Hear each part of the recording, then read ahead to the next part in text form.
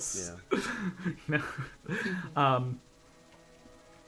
So they rest up in Liftmark. They go rescue the people in Zebratown. We have I mentioned this, and they're treating it like a dry run for Canterlot. So we have the first introduction of the dangers of Canterlot, like the Pink Cloud and the Broadcasters and the Alicorns that are, thinking for themselves and stuff.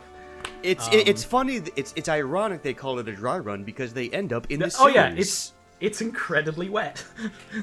Oh, well, and it's like downpouring in the middle of a storm. Yeah. And I think at one point, actually, Steelhose make a comment about that. She's like, yeah, well, we consider it was like a dry run for Canterlot. And Steelhose is like, it was wet the entire time. What is wrong with you, you damaged mare? And then we have the big one. 50,000 words. The rocket from Toy Story, the big one. 50,000 words.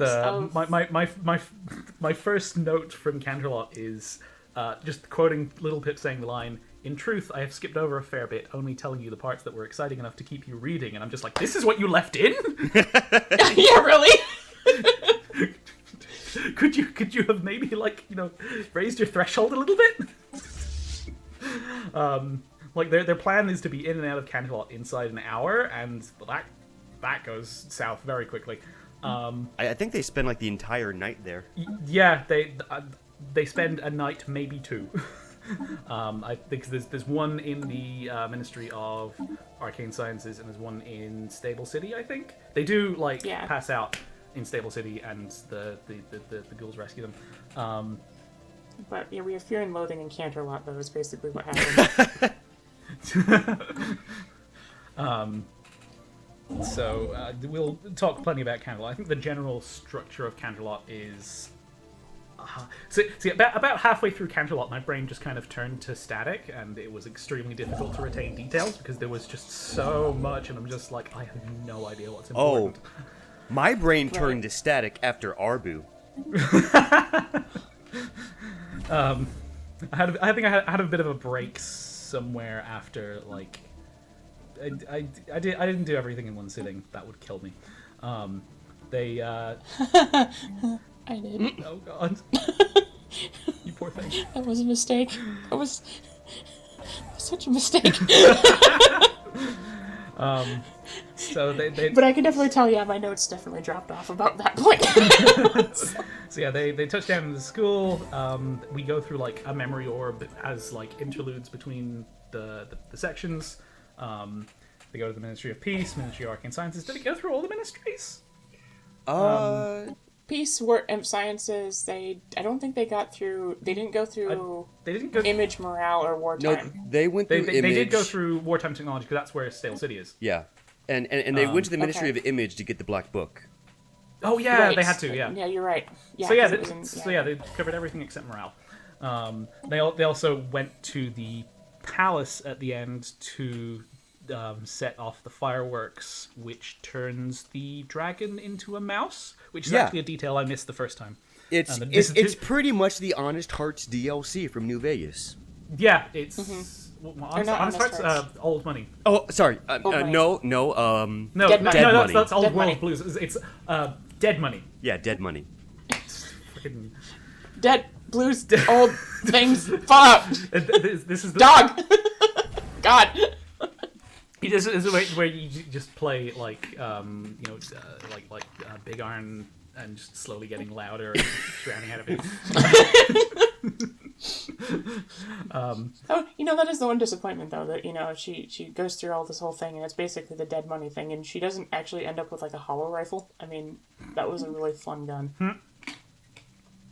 But yeah, I actually missed the detail about the dragon and stuff at the end, which it's...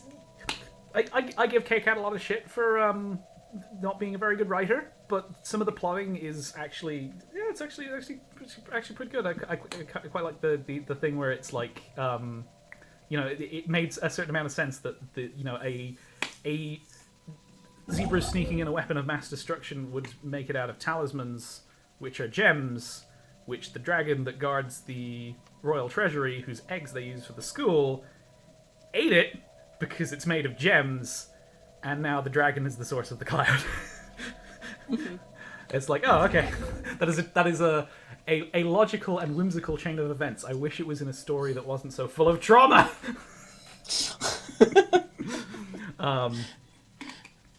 So I think we close out the chapter with the Orb of Rarity getting her soul sliced into 43 pieces. Yep. For the things. We find the alicorn with Luna's bones. Something happens, they get washed in a river, and then in chapter 38, Pip wakes up in a fever and has like a fever dream about the main six, which I feel like if Fuzzy was here, he'd be able to like he would have something nice to say about it. It just kind of washed over me. There's a lot.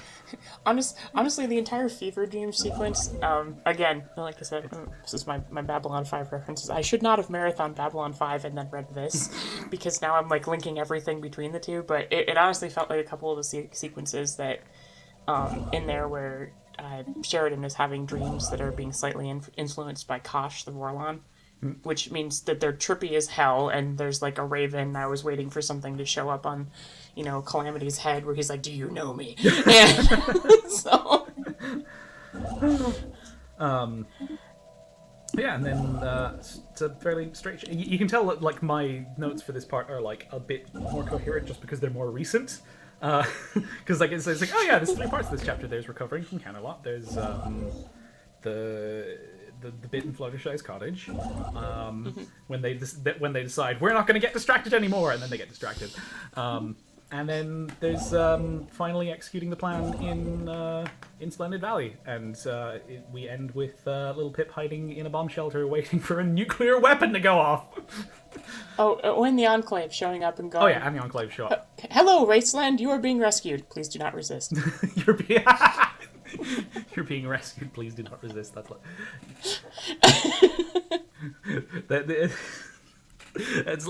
they show up at like their timing, man. It's just like You kind of feel bad for Harbinger because you're like, oh, okay, we're gonna do this. No, dude, you need to leave. No, it's fine. No, we want to make. No, you need to leave, dude. Dude. So yeah, that is everything that happens in Volume 4. So that's the recap. Yes. Okay. I not really. I mean, we've already like thrown up a number of pins to get to later. So let's start going through topics, shall we? Yeah. I'm gonna get my prose and writing style complaints out of the way because it's not massively fair to keep harping on this 8-year-old fan fiction for not being very well written. But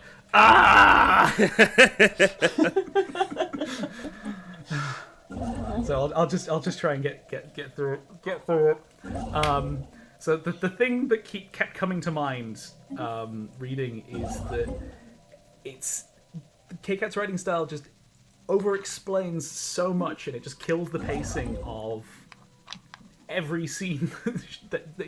It's like there's this bit where Pip is trying to tell Spike about Twilight's death, and rather than letting the dialogue carry the scene, every line of dialogue is just punctuated with,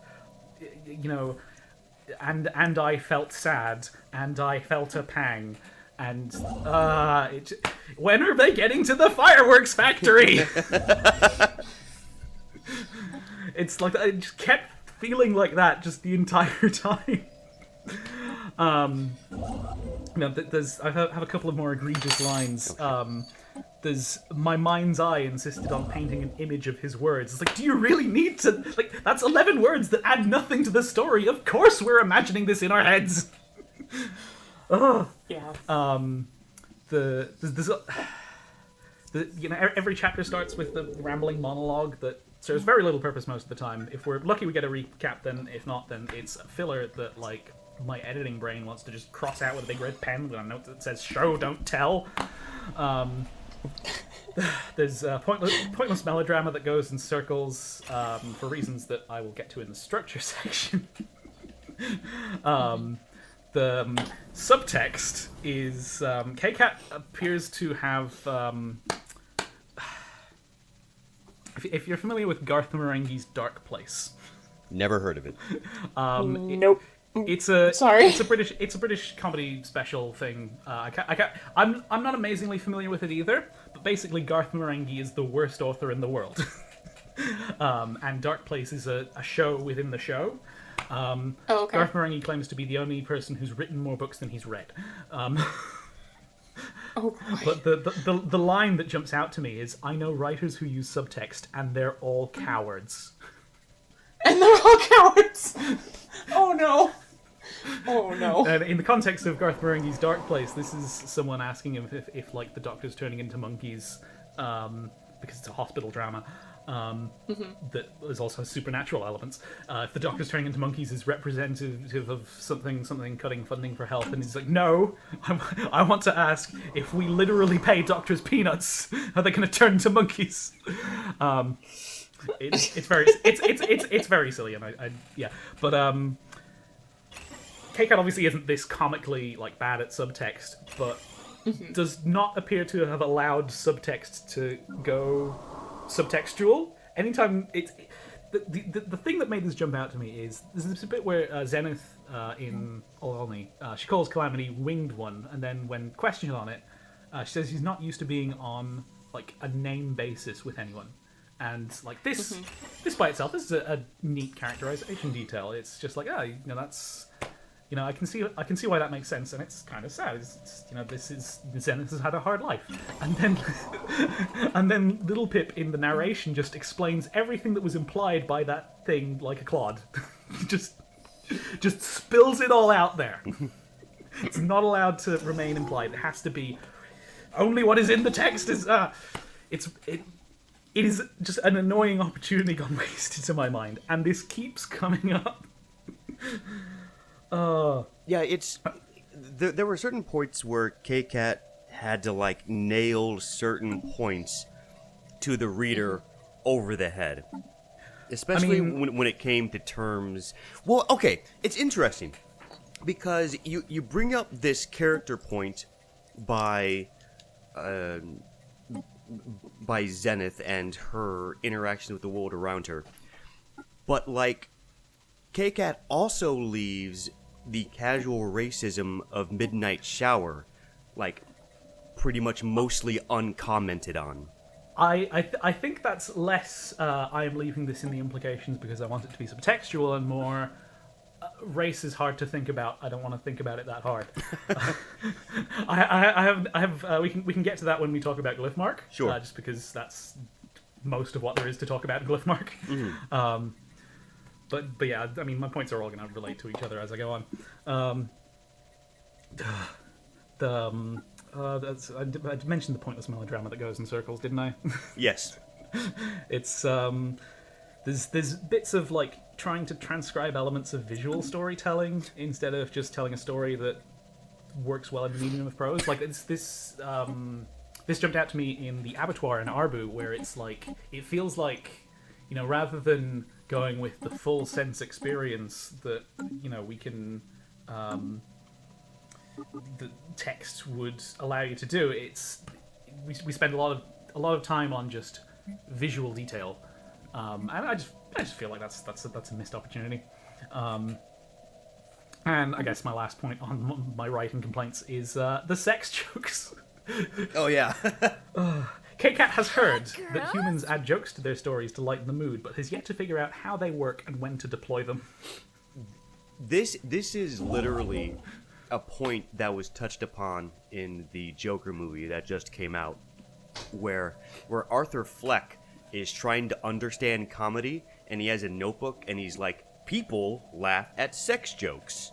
I'd like to be a tree. Oh my god, it's K-Cat in that shot! Oh my god! Oh, it's just like every time 31 comes up, or like Little Pip just in the middle of a fight for her life just decides, I'm gonna get some of that ass. It's extremely distracting. Yeah.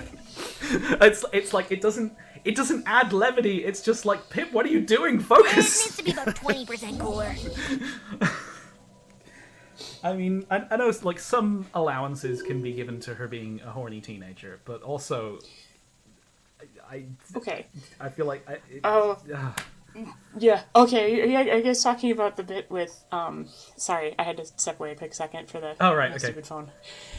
Which luckily was only a brief conversation. But fair enough. I guess talking about the bit with her like basically like exoticizing the other, like the hell out of the other of Zenith.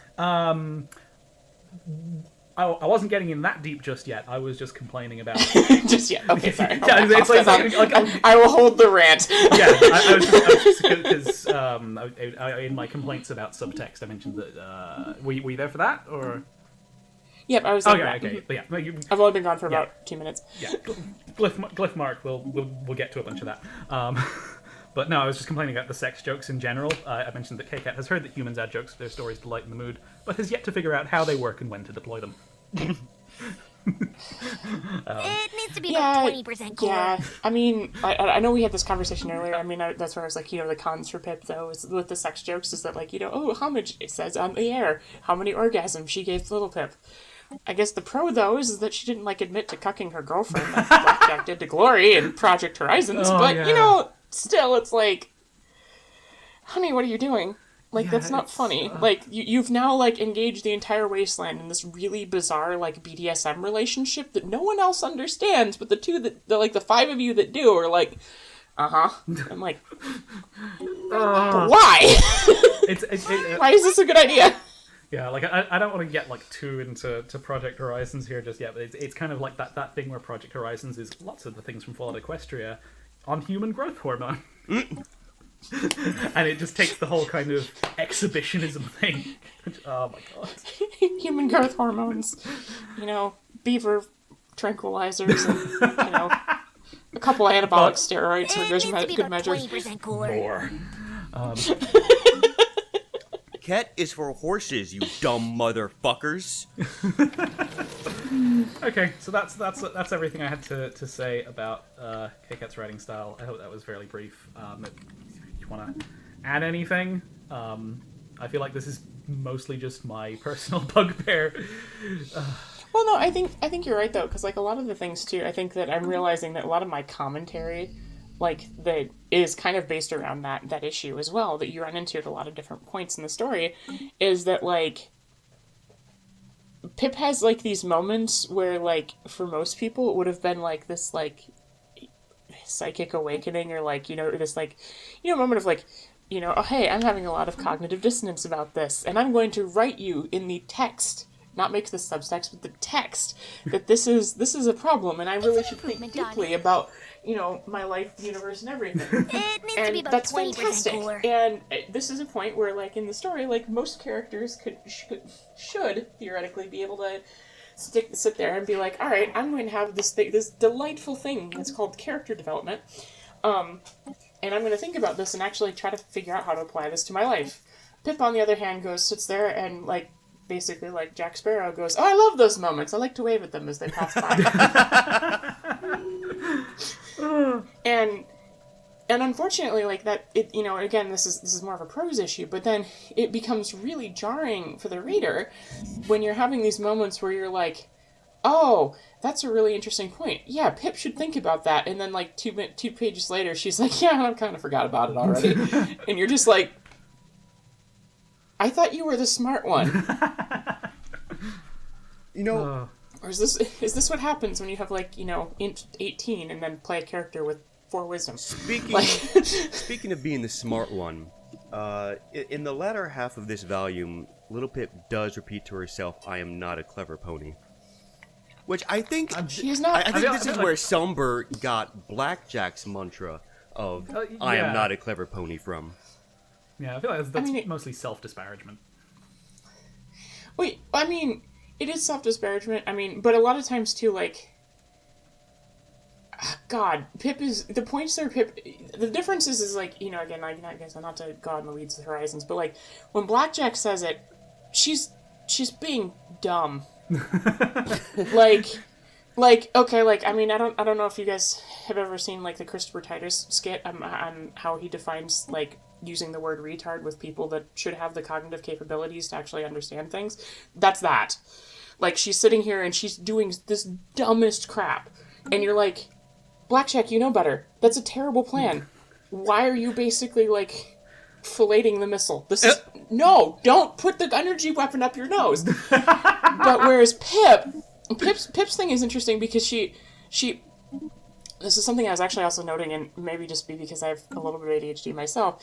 Pip's thing is when she when she says I'm not a clever pony, it's when she's missing a detail on something that actually really was probably really important, but she was so focused on something else that she misses it. Oh, yeah, I think you mentioned this. I think in the last that's the podcast. difference there. I think you mentioned. I think you mentioned the Pip has ADHD thing in the last podcast. Like I remember I that. did too. here's my like, yeah, you know, you said you feel bad about, you know, like beating to death the prose of an 8-year-old fan fiction. I feel bad about like doing a psychological reading of an 8-year-old fan fiction. I mean, I'm using my English minor, but why else are we probably not here? the way it was ever intended. I mean, the show's over. Go home. Oh. Anyway, basically, do you have anything to say? Else Yes. To say, or? Yes. While we're on the subject of bringing up our gripes with the story, boy, do I have a big fucking gripe with Volume 4. Because, Oh, boy. because as I said, okay, the whole volume, the whole arc of this section of the story is predicated on content that we don't see. In fact, a lot of it is based on a memory orb. One memory orb that little Pip sees on her way from Splendid Valley to, originally, they were heading to Junction R7, and then they meet up with Blackwing, and then it just cuts out. And the memory orb that little Pip saw It's an improvement, was of a candid meeting between Rarity, Applejack, and Rainbow Dash, where it's actually a setup for three things. And this is a good point for K-Cat, because we can talk about writing style, but K-Cat is very clever in laying down bits and pieces of like laying out the story progression. So this memory orb establishes three things. One, that Rarity has the Black Book in her possession, and it's in her ministry. And she hints that the only way to destroy it is with a mega spell. And the third is that she tried to destroy it It with needs to be about Spike, 20% but it was sent to cooler. Celestia. But that point comes up later in the story. And it was during that memory orb that little Pip came to the conclusion, okay, I know how to destroy the goddess improvement, and Daddy. destroy the Black Book at the same time. I just need to convince Red Eye to move his bomb under Maripony. And that's what this whole arc is predicated on, is that one memory orb. But like, so much of the context around little Pip's thinking of this plan is cut out that like, you don't really connect the pieces in that moment, and it all comes together in this quick epiphany at the end of the volume. So, but, and the reader doesn't know that. Brilliant. Which, I mean, it's fine. It's improvement, nice to Daddy. have that. There's a literary word for it. Harshine, help me out here. It's Foreshadowing? no irony, dramatic irony, Irony. where Okay. That was not the word I was thinking of, okay. where the protagonist sort of knows what's going on, but the audience doesn't. I thought it was the other way around, that the audience knows something that the characters don't. Well, we know it because we know how it all ends. But when you're first, I'm just the definition of dramatic irony in the usual context. But continue. I know there's different types of literary irony. There's dramatic irony, and then there's another type of irony. I forget the word for it. It's fine. Yeah, everyone knows what I'm talking about. It's the type of irony where information is withheld from the audience. And that's what this whole arc is predicated on, and it's really frustrating It needs to be because about it just 20% makes cooler. every single side distraction in this arc, like, why? For what purpose?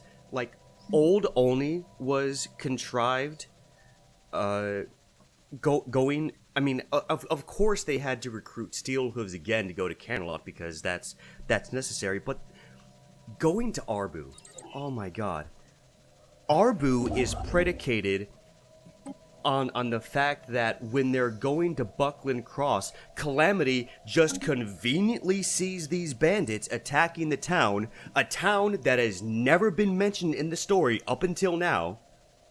And it's a side plot that was just wholly unnecessary. And the only reason why I can fathom Arbu is a subplot that exists is because K-Cat wanted to introduce needs to be about this 20% concept cooler. of Little Pip not being as good and as virtuous as she's been made out to be this whole time. I mean, which actually, if you think about it, is kind of an interesting like thought process from like a writing perspective, because, I mean, not to put too fine a point on it, Little Pip's been kind of a murder hobo.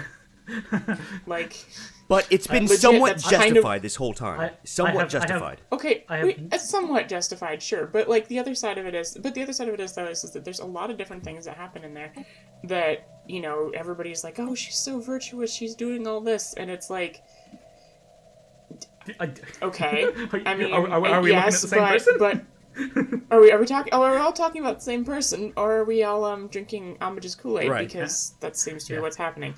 And it so yeah, you're right. Basically it was like, and she and Steelhooves after Arbu have this really fascinating exchange where he's like, that you're just as, basically it can be summed up as in him paraphrasing is like, you're just as shitty as the rest of us, thank God.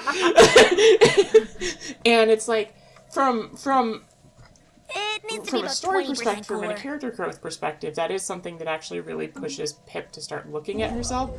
But again, this is also one of those moments where Pip starts looking at herself and then forgets about it in 5 pages. And it's like, you know, there's that repeated thing that she keeps coming up with corrupted kindness, and it's like, yeah, maybe what you're doing isn't really working, and maybe you should think about that. But she never gets to the, like, I should think about that stage. So yeah, exactly. And at that point, because of that, putting Arbu in there, basically, like, oh God, the thing that frustrated me is that, like, you know, the entire section, especially her even trying to clear her name and that sort of thing, and all of her friends coming around her and being like, I can't believe you did this, but you did it, so you're okay. So okay, we forgive you, is like, it kind of comes across almost as like having like the like perfect setup for like a world where an individual has like some very like strong narcissistic tendencies, and then all of their friends basically are there to support them despite the fact that they're kind of a shitty, horrible person. Oh boy. And the thing is that realistically, I them being pissed off at her makes a lot of sense. And like, I mean, obviously Steelhooves kind of as like taking on the mentor role, like makes a lot of sense there. But yeah, I like the entire diversionary arc of her like having like, I don't know, I blame Horizons for this, but like it almost feels like that, you know, what K-Cat was trying to do was trying to be like, here's Arbu, which is like Little Pip's Gethsemane, but what if Little Pip, instead of like Christ, you know, being tempted by the devil in the garden and then eventually said no, what if he said, yeah, you know what, fuck it, let somebody else do this. And that's the feeling you end up with it, and it's like, but why? Yeah, definitely. Yeah. I do have notes on Arbu and tone and ethics later. You know what? Actually, we're talking about Arbu now, so let's just get into it. My impression of Arbu was that it's been a little bit memed out of proportion. Like when I actually read through it, it was just like, this is much less egregious than I was, you know, hyped up for. And yeah, you know, there is like a little bit of a pivot in like Little Pip's character. Like I noticed that her long monologues at the start of every chapter kind of they shift from the burning desire to fix the wastelands to actually having second thoughts about the morality of her actions. It's not the. It needs to be about 20% cooler. It's growth. Also, shout out to Little Pip getting butt mad over very minor differences in cosmology between the show and her current reality, like the sun and the moon showing up at the same time. It's just like is that really that big a deal? But now we're getting back into like 16-hour days and mad shit like that. Yeah. So Yeah. I've mentioned the tone problem that this story as a whole has in previous podcasts, where it's trying to be this pulpy action romp and a weighty morality play at the same time, and the two just constantly just get in each other's way. Arbu is one of the more pointed examples of this. The town itself, as like a world-building detail, appears to be based on Andale from Fallout 3, which is bizarre, campy comic book nonsense. It's a town full of cannibals who basically don't believe the war has ended. And if we were in like pulp action mode, then this would be fine. It's they rock up to the town, they discover cannibals, they kill the cannibals. Job done. We don't actually have to think about that too hard, because it's Indiana Jones. Of course, the mooks get thrown into the cavern. But Totally. It That's what needs to be happened. about this 20% is cooler. but we're not in pulp action mode. This is a story with trauma and consequences. It's to make a reference to essayist Lindsay Ellis. She talks about in her video about Guardians of the Galaxy 2. She brings up a clip of Gamora and Nebula fighting. And they're doing all kinds of like mad shit, like picking up machine guns off down spacecraft and hurling each other into explosions and stuff. And what she says, it's you might not have had a fight like this, but you might have had a fight that felt like this. It's this is what fantastical backdrops and speculative fiction and stuff. They can literalize big feelings using their fantastical elements. Which makes these It needs to situations be about feel 20% relevant. It's cooler. like it's you take real emotions from like everyday life and put them into space or the wasteland or whatever. Fallout Equestria does not do this. Instead, it takes these absurd situations and then it's like, what would people actually feel like going through that? And the answer is terrible. It's like Yeah. I mean, psychologically speaking, that makes sense, and I don't. Yeah, the therapist in me gets frustrated sometimes with this too. It's like we're trying to roll with the realistic emotional weight of actually, being in a dying world and murdering people to survive, and then peppering the downtime with lighthearted, Joss Whedon joking, just to try and smooth things over. It's like I've heard the Justice League movie is like this. It's I have another note here that I won't read out. But yeah, it's odd tone wise, and it just kind of creates problems for itself that it wouldn't have if the tone had been put together a little more carefully. Yeah. Well, and I think again, like like you said, and I'm trying to not go into like my extremely long-winded rants about people writing like pieces of fiction where they again, it's the tone issue of we're trying to put this very pulpy action thing overlaid with like the morality play and thinking I understand how psychology works, and then very quickly realizing they have no idea how psychology works.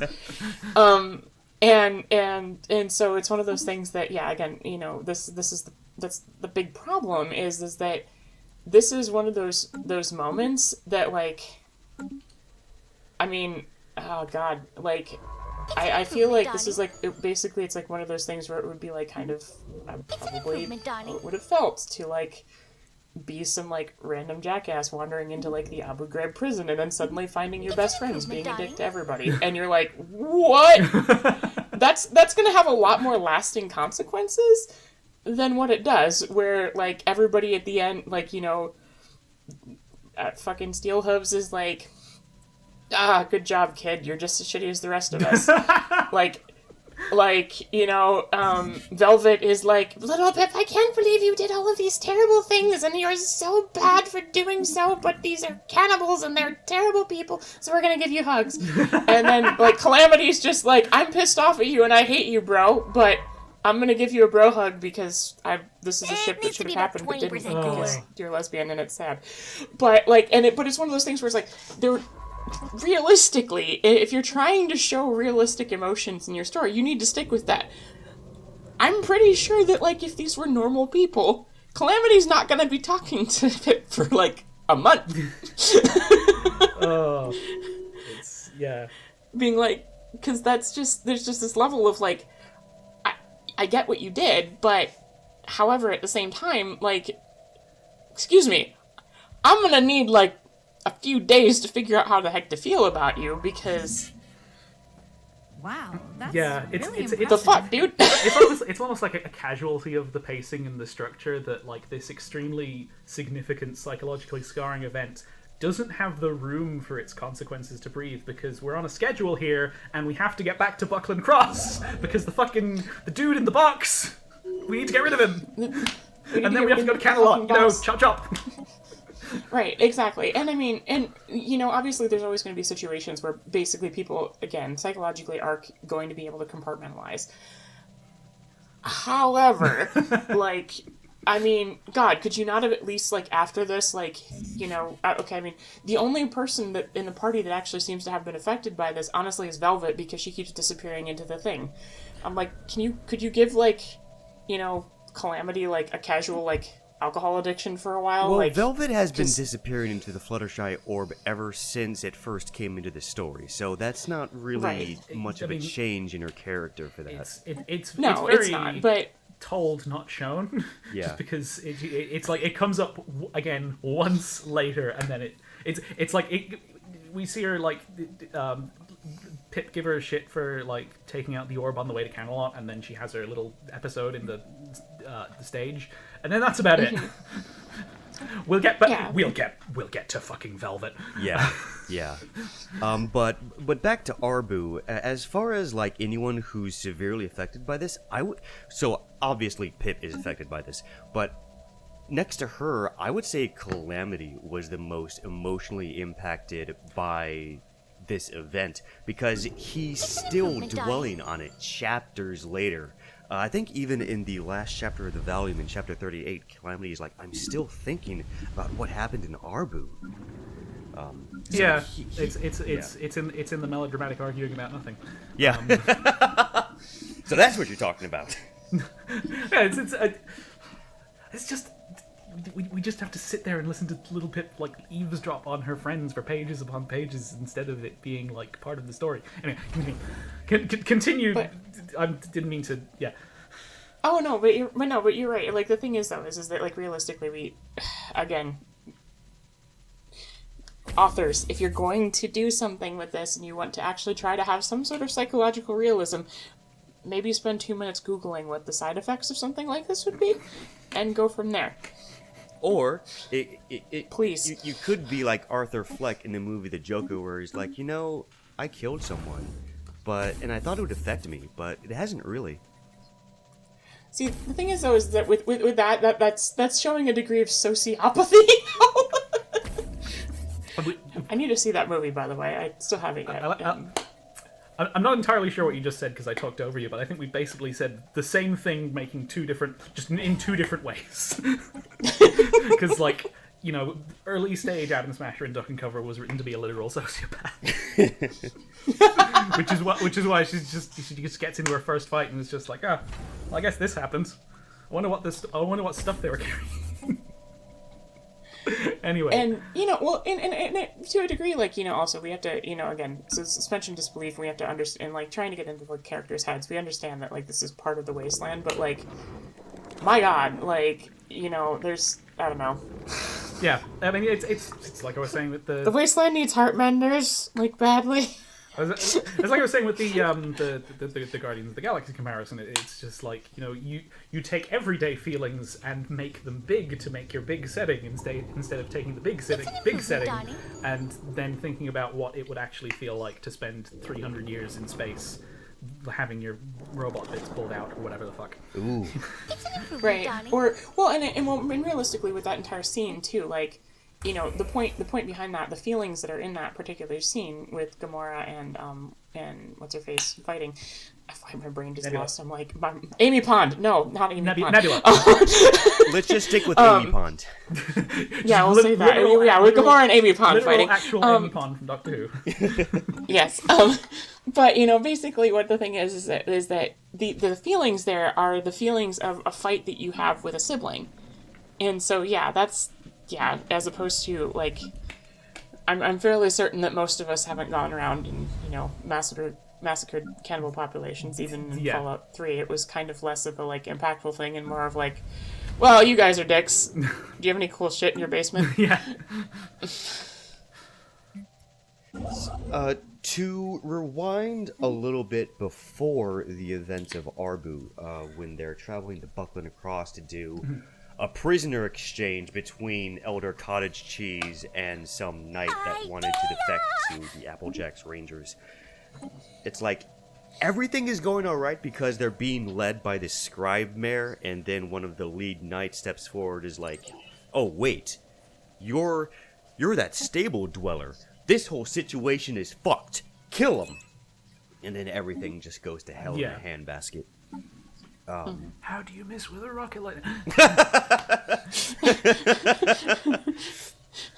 Oh man, and it's I kind of like the part where they're doing the prisoner exchange with Buckland Cross because it's tying the loose ends between this civil war that's happening between the Steel Rangers, and it's sort of, and it was in the background enough where it didn't detract from the story, and it just comes back for this little part while they're trying to help out Steelhose, and they're recruiting them like, oh, this is just a matter of convenience. We can take care of this while we're doing that. Just add it to the shopping list, Yeah, add it to the shopping list. It's a justifiable enough distraction when they go to Steelhose for assistance to go to Camelot. That part makes sense. When the Steel Rangers betrays them, that makes sense. It was just the whole thing of, oh, Calamity spots a bandit attacking Arbu. That was when, like, it just became unnecessary. It should have just been my policy. Yeah, it's my policy. It should have just been negotiations went south on Buckland Cross, everything went to shit, and that when they had the shootout on Buckland Cross with the Steel Rangers, that is what should have been the thing of Little Pip questioning her sense of righteousness. It could have been left at that. The whole Arbu thing could have been tossed aside. Yeah, we wouldn't be predicating, a dense moral question on a setup that is kind of ridiculous. Yeah, but then we get roped into Arbu, and like, actually, really, the only reason why they stick around is because Firelight got hurt. We got to stick around so she can heal up, and that's why they stay there. That's why they stay there. Pip. They're all also kind of injured. Like Pip is actually like she has a concussion and she's losing time. Which plays a little bit into she's not thinking straight, and Calamity even brings that up. Little Pip has a concussion, and that's why she went on this murder spree, right? And then Velvet says no. I think this. Oh, go ahead. Having had a concussion before, I mean, that didn't exactly make me murderous. And I was really dizzy. Yeah, I think this is a good segue into the ethics portion of my my notes here. Yes, this is where we get into the real heart of darkness here. Yeah. Heart of the darkness. Is this where you had that thought about fascism? That's right at the very end of it. Okay. I do. Yes. Thoughts on fascism. Interesting. Okay. Yeah.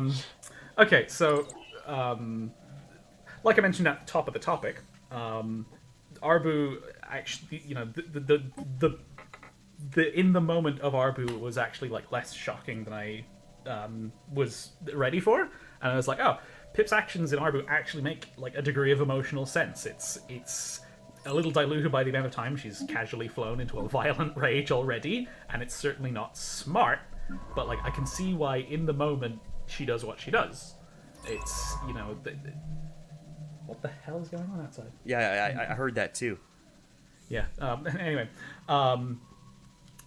But before I get into, like, the reasons given in the story for, you know, why people...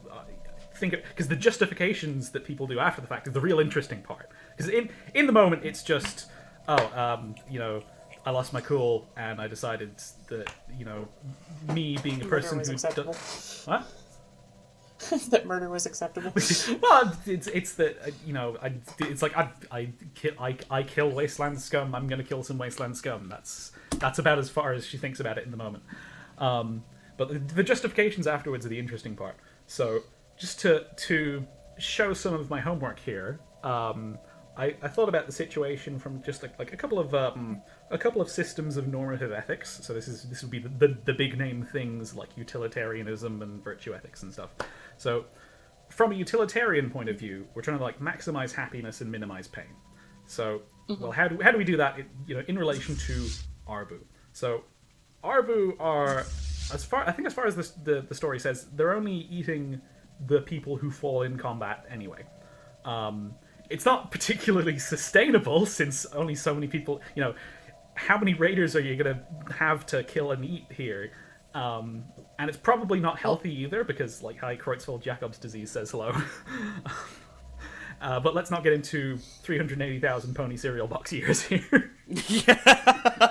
Yeah. It could be argued that as long as Arbu isn't aggressive, then their cannibalism is gross, It's an but improvement, we've got darling. bigger problems to deal with. And this is Calamity's initial line of It's an improvement, reasoning. You know, Well, except for the fact that with the ledger, that's proven wrong. I have thoughts about the Ledger and Grandpa Rattle, but we'll get into that. I forgot about the ledger. Are they, like, you know, actively going out and... It needs to be about 20% cooler. So, Grandpa Rattle basically kept a ledger of ponies that he tried to warn away from the town, because much like Andale, there are certain times where people would actually come and stay at the town, and they clearly weren't normal people. And so basically that's the reason why one of the things that really sets Pip off is the note about the preacher from Unity. Because he didn't do anything but try to preach about unity. All right, okay. And as a consequence, they killed him and ate him. Okay, yeah. So yeah, that does like bump it up a bit in terms of like this town being a problem. Right. I have a counter argument to that. One, it's been shown throughout the Wasteland that the whole Unity movement is kind of fucked to begin with.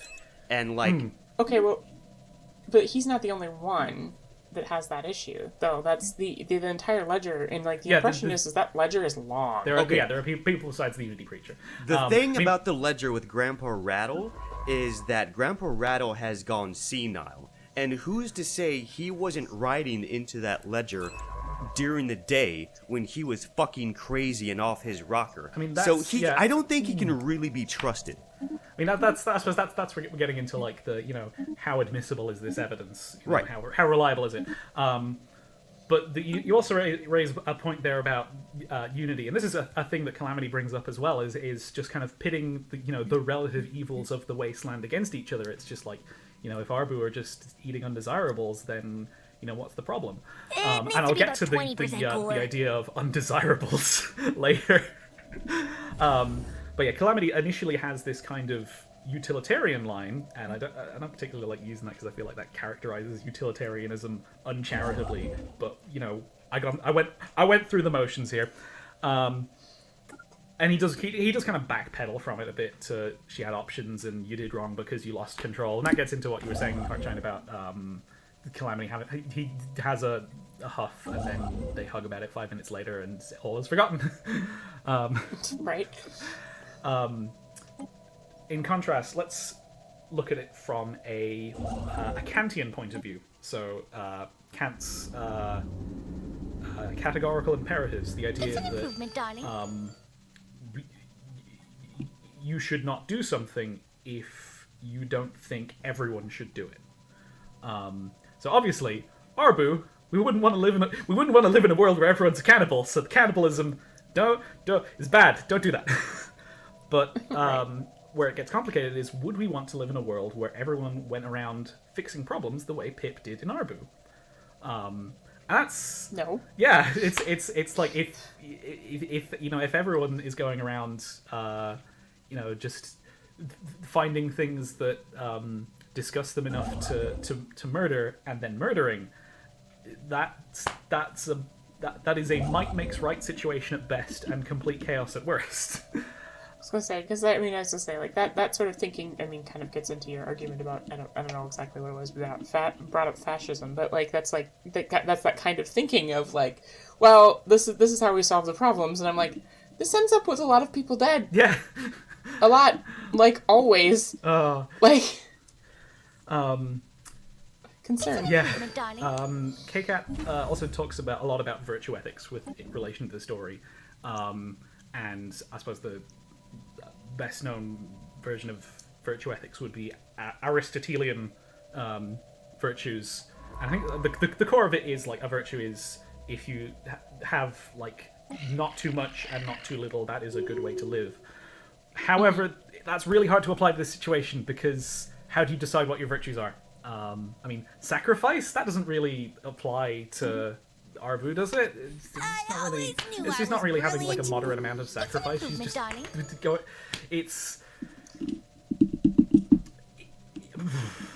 I've gotten into a lot. I've gotten into a lot of arguments on the Reddit, including with K-Cat, about this, about how I think this is sort of a flimsy way to think about the story from a moral perspective. Well, I think the issue too that you run into, especially when, I don't know, I've always had issues with the virtues that have come up, and that's something that kind of bugged me, partially because it's a little bit of a bastardization of the elements of harmony, and in other ways it's something that doesn't exactly apply very well, and it doesn't apply itself very well to the wasteland. Like the virtue, like you said, the virtue of sacrifice is also one of those things that it's like, looking at it from an Aristotelian perspective, there's parts of sacrifice that are very, very usually noble. The idea is that you're doing things, sacrificing of yourself for another. And quite frankly, like throughout the entire time that they're saying that, Pip's virtue is sacrifice, I'm sitting here going, she doesn't. Yes and no. Yeah. There's like a few key plot moments where she does, and then. Yeah, there's these convenient plot points where she does, and then you can say, oh yeah, that's your virtue, but it's like, I don't know. Every time that came up, and somebody was like, we should have like a list of virtues and what things you can have, and blah blah blah, and it's every time that they've come up, I've always been like, okay, this is the dumbest thing I've ever heard of, and why don't you go back to like the friendship is magic aspect of this, because it's simpler, it doesn't require as much thought, needs to be about and 20% to be completely cooler. honest with you, normally, this should be fairly easy to figure out. Now, we can debate that for hours, considering the fact that K-Cat then also went, oh no, the pony that lies on the air constantly is honestly honesty, and the pony that's a raging cunt most of the time is kindness. Because that makes sense. Hartshine, you bring up Little Pip being the virtue of kindness. Little Pip just thinks she's their virtue. No, it's Velvet. Oh, Velvet. Velvet. Oh, okay. I'm sorry. I thought you were talking about remember, with the elements, Velvet is kindness, laughter is Silverbell, calamity is loyalty, and homage is honesty. I mean, even then you got like the irony of like, oh yeah, the element of loyalty is the dude who has been branded for disloyalty. Well, it's like it's a complicated situation, but I feel like that irony is there for no other reason than the sake of being ironic. It is, and that was even commented on by Spike himself when they went to his cave, where Spike is like, so you call this person who a traitor wearing the cutie mark of the person who was the element of loyalty. So that there is a sense of irony, and it's it's not typical literary irony, but it's very it's fascinating to think about. I can appreciate it being there as like a sort of makes you think, but Yeah. when you think about it, it doesn't really go anywhere. It really activates my almonds. It really gets the noggin jogging. Think emoji. Yeah. Honk. So, but there is this sense of little Pip thinking highly of herself, where we're like, oh, I'm corrupted kindness. Oh, and as you said, it's that melodrama that goes nowhere. And it's this thing that's constantly going through her head, like, oh, I'm corrupted kindness, I'm corrupted kindness, I'm corrupted kindness. And we're back to my comment earlier about her having some little uncomfortable points of like possible narcissism. It's Yes. like, Yeah. and then the world just kind of adapts around her, and Yeah. it's like, I mean, what are you actually saying? I here? mean, that's I- exactly I- where I was 20% going with that, cooler. where I little think- Pip is definitely a bit of a narcissist with that kind of yeah, thinking. that's something I'll have to bring up in the next podcast regarding narcissism and the possibility of Pip being an unreliable narrator, because I feel like that's worth exploring at some point. Definitely. But next time, Yeah. we're on the clock here. We have to get to Camelot now.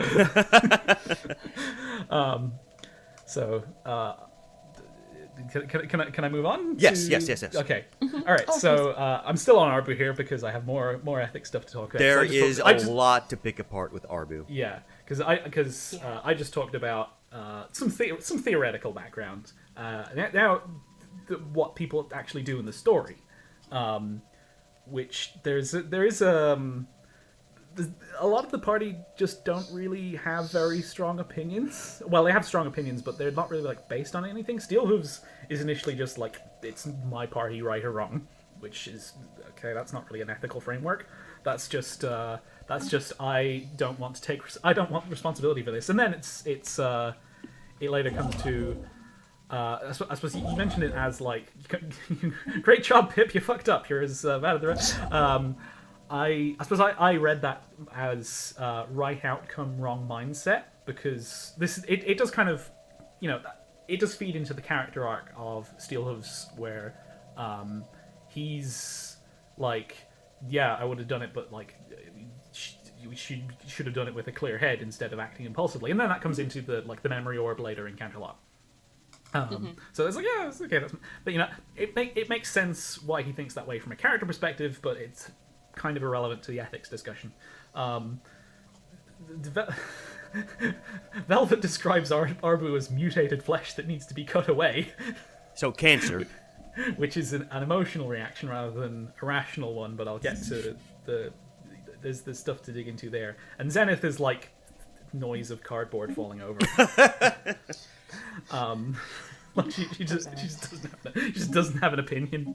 Well, Zenith's opinion basically boils down to, well, it wouldn't have been the weirdest thing that it had happened to me this week if I had been back It needs to be in about Philly. 20% cooler. Well, I mean, I guess that does sort of say something about like her background and sort of I suppose there's a concept called the hedonic treadmill, which is your perception of pleasure and pain is sort of tempered by the bandwidth of your general day-to-day experience. It's like, when you see tweets on Christmas Day of like rich kids crying that they got an iPhone for Christmas instead of a car, they are actually feeling absolutely terrible because they don't have anything worse to feel about.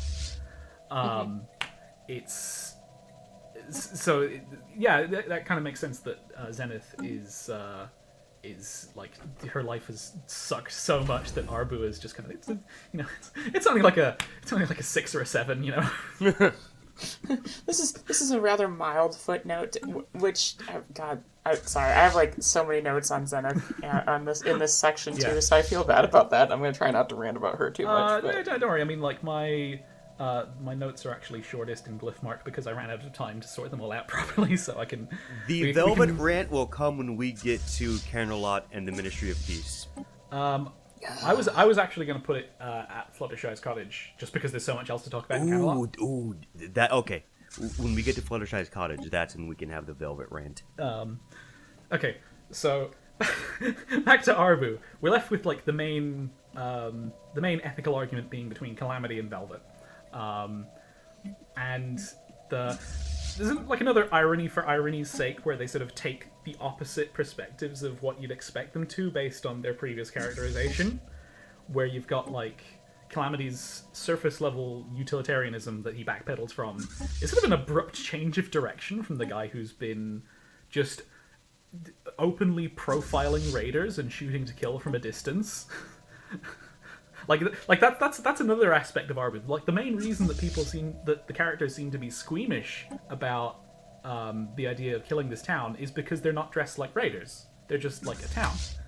It's like if these people had spikes and skulls and everywhere, they'd be fucking bulldozing that place. Well, except interestingly enough, though, too, at the start, and this was something that actually struck it out to me, because he said that they were dressed like raiders, but then she later notes that the ponies that were attacking Arbu initially, which are the ex-Arbuites, I guess. Yeah. Arbuites. That was the worst word. I don't like that rolling off my tongue.